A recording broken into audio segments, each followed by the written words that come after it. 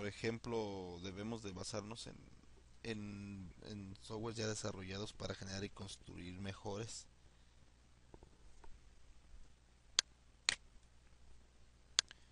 Y aquí ya llegamos a otro aspecto de las dificultades esenciales y es lo que aquí Frederick le llamó la conformidad.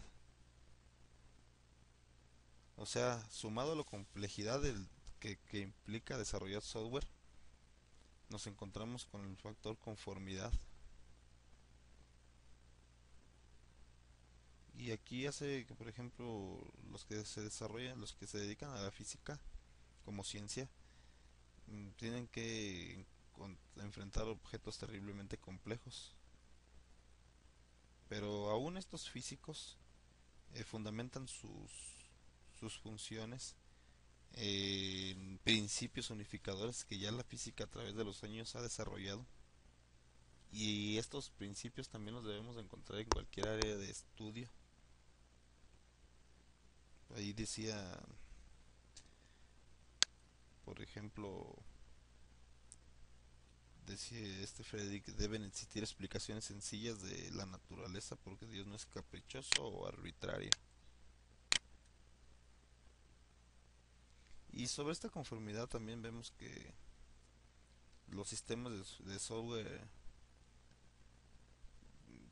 o sea, hablamos en física y hablamos de los sistemas de la naturaleza que tienen una razón de ser de por qué existen. Y de esta manera ya entonces también podemos justificar por qué existe el software. ¿Por qué? Porque ya se crearon los modelos de negocio. Ya previamente hay unos modelos de negocio que necesitan ser apoyados por software para lograr ventajas competitivas. Solo que estos no fueron creados por Dios, sino por los hombres, ¿verdad? Y los sistemas de software que les van a ayudar a esos modelos de negocio también son creados por los hombres. Eh, si hablamos de sistemas, estamos hablando de que se deben de conformar y de una manera fácil, lo único que dice ahí. Y también encontramos aquí lo que podemos traducir como maleabilidad, la maleabilidad del software. O con perdón, no maleabilidad del software, sino otro aspecto terrible o que nos impide que el software sea desarrollado de una manera fácil. Y hablando de maleabilidad, y en este campo del software, por ejemplo, estamos hablando de los cambios que sufre. Por ejemplo, en un edificio, en un automóvil, en el propio hardware de las computadoras ocurren esos cambios,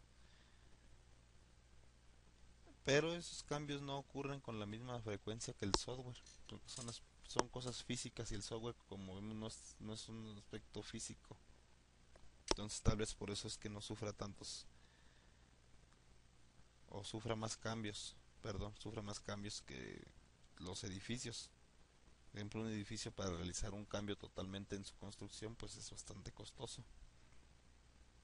Entonces, por ejemplo, en programación orientada a objeto vemos que el software encapsula, se encierra en una funcionalidad, y esto nos pone que esté más sujeto a la presión del cambio.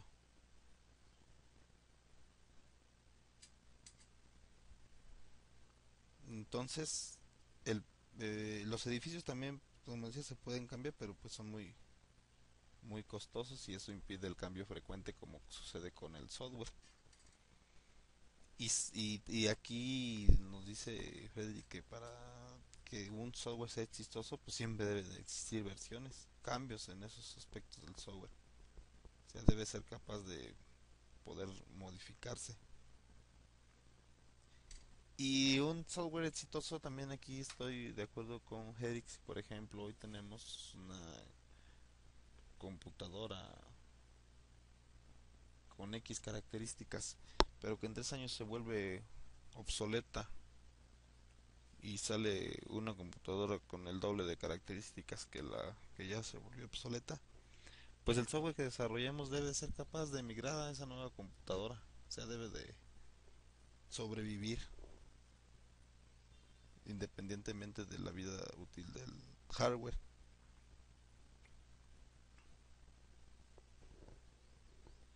Inclusive darle nuevos usos o inventarle nuevos usos. Y otro aspecto es la invisibilidad del software. Dice que el software es invisible, o sea, no lo podemos visualizar, si estamos de acuerdo. Lo único que tal vez visualicemos son las pantallas, las interfaces, pero en sí no podemos, como en el caso de un arquitecto que está diseñando un edificio, él tiene sus planos y esos planos son visibles. Las abstracciones geométricas de por sí son visibles, pero pues no podemos usar ni una abstracción geométrica para representar un software. Son muy complejos de representar y están ocultos.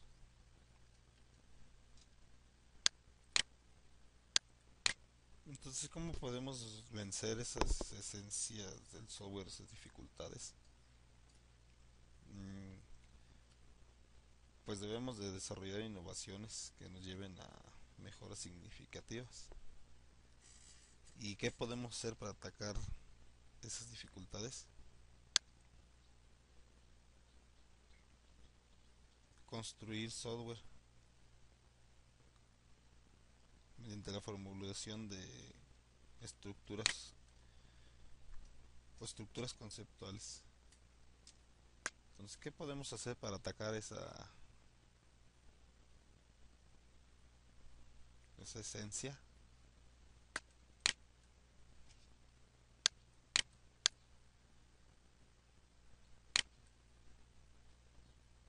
Podemos entonces comprar, no construir. O sea, aquí está hablando el autor de la reutilización de software y que ya tratamos en otros aspectos. O sea, ¿para qué inventar la rueda si ya fue inventada? Entonces debemos de analizar todos los frameworks, los desarrollos previos, el software libre que existe en el mercado para cuando se nos presenta la necesidad de desarrollar algún sistema, ver qué podemos utilizar. Dice el refinir los requisitos y hacer desarrollos de prototipos rápidos, ágiles. O sea, rápidamente vamos a definir los requisitos. Un levantamiento de requisitos. Y el prototipado son las metodologías que están ahorita inmiscuyendo. Vean, este artículo se escribió en 1987 y ahora en 2011. Yo creo que no hemos utilizado, o al menos en algunas instituciones como en la mía, no nos dedicamos a desarrollar como lo dice ahí Freddy, con refinamiento de requisitos y prototipo rápido. Y en iteraciones, como dice aquí abajo, de una manera incremental. O sea que incrementamos en un desarrollo de espiral. Entonces redefinimos los requisitos, entregamos un prototipo rápido, analizamos nuevamente esos requisitos, desarrollamos y construimos. Eso es lo que nos va a dar el éxito y son tal vez las balas de plata para vencer ese hombre lobo o ese silogismo con el desarrollo del software. Y sobre todo habla aquí también de la capacitación, y lo que le llaman muchos autores analizar la experiencia de los expertos. O sea, ser lo suficientemente humildes para saber, para ser suficientemente humildes para aceptar que alguien conoce más que nosotros y aprovechar su conocimiento para nuestros desarrollos propios. Pues en sí esto es lo que Frederick nos trata de decir en su artículo y pues repito como conclusión a mí me deja, una vez que ya lo leí 4 o 5 veces, me deja pues un ánimo para y una enseñanza bastante grata para desarrollar software, para continuar en mi desempeño como desarrollador de software. Bueno, que repito que en la actualidad no me dedico a desarrollar software, pero mi actividad que en mi desempeño que me encuentro ahorita es temporal, dado que pues es nada más en lo que estamos en una administración de gobierno. Posteriormente yo creo que me, me reincorporaré a, a las tecnologías de la información y sobre todo a los proyectos de software.